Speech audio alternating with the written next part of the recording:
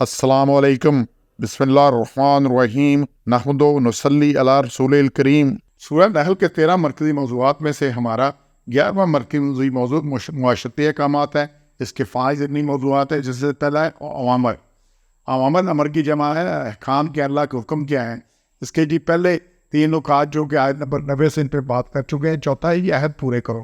یہ ایک نکتہ بہت بڑا ہے کہ اپنے عہد پورے کرو، سارے عہد، سارے وعدے پورے کرو۔ اور اس میں یہ دیکھیں، جب تم عہد کر لو تو پھر اس کو پورا کرو اور نہ توڑو اپنی قسمیں کھانے کے بعد، اور جب کہ تم نے اللہ کو اس پر ضامن بنایا ہے تو اللہ نے کہا اپنے وعدے نہیں توڑنے، بات پوری۔ اچھا، جب مسلمان ہوتے ہیں، ہم کلمہ پڑھتے ہیں، ہم سمجھ بات کرتے ہیں کہ میں گواہی دیتا ہوں کہ اللہ ایک ہے اور حضور اکرم صلی اللہ علیہ وسلم اس کے رسول ہیں، تو اب یہ میں گواہی دیتا ہوں کہ میں نے یہ عہد کیا ہے۔ اور پھر اس کے ساتھ جو اصل کلمہ ہے، اشہد ان لا الہ الا اللہ وحدہ لا شریک لہ واشہد ان محمدًا عبدہ ورسولہ، یہ پوری شہادت ہے۔ جو پہلا ہم نے بات کی لا الہ الا اللہ، اسی کی تخلیص خلاصہ ہے اس کا، بنیادی طور پہ شہادت ہے۔ جب میں نے شہادت کی اللہ سے وعدہ ہے، اب وعدہ کر کے میں نے مانا ہے کہ اللہ ہے، ایک ہی اللہ ہے، تو کسی قسم کا شرک نہیں کرنا، اور پھر باقی اسی میں بھی عقائد، اسی میں عبادات سارا۔ تو سب سے پہلے تو اللہ سے وعدہ ہے جو ہم نے پورا کرنا ہے، پھر جو لوگوں سے وعدے ہیں وہ پورے کرنے ہیں۔ یہ جتنے بھی وعدے کیے ہیں یہ سارے پورے کیے۔ تو اسی میں سورہ مائدہ 5 نمبر شروع ادھر سے ہو رہی ہے، یا ایھا الذین آمنوا اوفوا بالعقود، اپنے وعدے پورے کرو، اپنے عہد پورے کرو۔ اور یہ عہد کسی کے ساتھ بھی ہوا ہے، دشمن کے ساتھ بھی ہوا ہے۔ اللہ نے کہا کہ دشمن کے ساتھ بھی عہد پورا کرو۔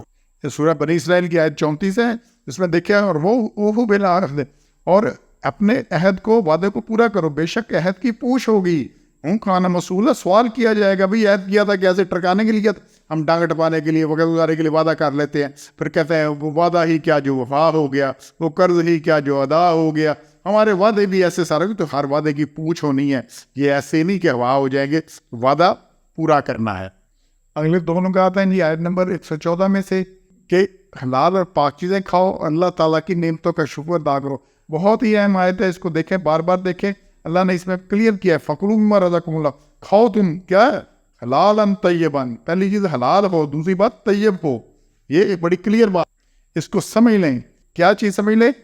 کہ جو چیز ظلم، زیادتی، رشوت، حق تلفی، حقوق غصب کرنے سے کسی بھی ناجائز ذریعے سے حاصل کی جائے، وہ اگرچہ خود حلال بھی ہو تو طیب نہیں ہے۔ رشوت کا بکرا، چوری کی مرغی حلال تو ہو سکتی ہے، طیب نہیں ہے۔ اس لیے اللہ نے حلال اور طیب کھانے کا کہا ہے، خالی حلال کھانا نہیں۔ حلال تو پتہ ہے جی، مردار جو ہے حرام ہے، خنزیر حرام ہے، غیر اللہ کی بات حرام ہے، خون حرام ہے، سب کو پتہ ہے چیزوں کا۔ اور طیب کی بات، طیب کی باری سارے جو ہے نا توجہ نہیں کرتے اس طرف، حلال اور طیب کھانا، اور اس کی بڑی اہم چیز ہے حلال اور طیب کھانا، یہ بار بار چیز آ رہی ہے، اور اسی میں سلسلے مزید ہیں۔ سورہ مائدہ کی آیت نمبر، اس کو دیکھیں، یہ 5 نمبر آیت ہے۔ اس سے پہلے اللہ نے 4 نمبر میں کہا تھا کہ کیا کیا حرام ہے، بات آئی تھی۔ اب پائے اليوم احل لکم الطیبات، اللہ نے کہا ہر حلال چیز جو ہے وہ حلال ہے تم پر، جو طیب، ہر طیب چیز حلال ہے، تو طیب حلال ہے، جو طیب نہیں وہ حرام ہے۔ اس کے آیت میں 5 نمبر کو خود دیکھیں، اليوم احل، حلال کیا تم پر طیبات، اللہ نے طیبات کو حلال کیا ہے، جو طیب نہیں وہ حلال نہیں ہے۔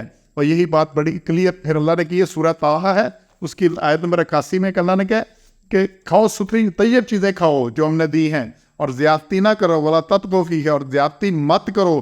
پھر جو کوئی اس میں زیادتی کرے گا، طیب نہیں کھائے گا، تو اس پہ میرا غصہ اترے گا، اور جس پہ میرا غصہ اترا وہ لگا گیا، اس کا پٹکا گیا، اس کے وہ گیا جہنم میں۔ تو یہ ساری بات طیب۔ اسی طرح قرآن میں مضمون بار بار آیا ہے، پچھلی جگہ پہ آیا ہے، یہ سورہ بقرہ کی آیت 173 میں بھی ہے، سورہ مائدہ کی آیت 88 میں بھی ہے، سورہ نساء کی آیت 32 میں بھی ہے، سورہ مومنون 23 نمبر کی آیت ہے۔ کام مختلف اور بڑے یہ طیب تو حلال ہوتے۔ ہمارے مسائل کیا ہے، جتنے ہمارے مسائل ہیں ملک کے باقی خاندانوں کے ذاتی، وہ یہ ہے طیب رزق، طیب رزق۔ جب رزق طیب نہیں ہے کہ بھائی طیب نہیں ہے، اس میں ملاوٹ۔ اچھا یہ سمجھیں جی، یہ اگر دودھ ہے آپ کا، تو دودھ میں اگر ایک تھوڑی سی دہی ڈال دیں، کچھ کیا ہوتا ہے، تھوڑا سا نیمبو ڈال دیں، کیا ہوتا ہے جی میرا تھوڑا سا خراب ہے باقی ٹھیک ہے، تو سارے کو خراب کر دیتا ہے۔ آپ کو تھوڑی خراب چیز زیادہ کو خراب کر دیتی ہے، یہ نہیں کر دیتی کہ وہ ساری زیادہ تو اس کو ٹھیک کر دے۔ تو نہیں تو آج دودھ میں تھوڑی سی دہی ڈال کے دیکھ لیں کیا ہوتا ہے، تھوڑا لیمو ڈال کے دیکھ لیں کیا ہوتا ہے۔ تو اس لیے حلال اور طیب یہاں بھی یہ بات آ رہی ہے بڑی، تو کیا کھاؤ، رزق اللہ حلالا طیبا، حلال اور طیب۔ جو حلال نہیں ہے تو جو یہ حلال بھی ہو اور طیب بھی ہو، تو جو طیب نہیں ہے وہ حلال نہیں ہے. تو ہم نے انشاءاللہ اس کا احساس کرنا ہے, اس کو اپنے آپ کو ٹھیک کرنا ہے, اور پھر اللہ تعالیٰ کی نعمتوں کا شکر ادا کرو. اس میں دوسری بات کیا آ رہی ہے؟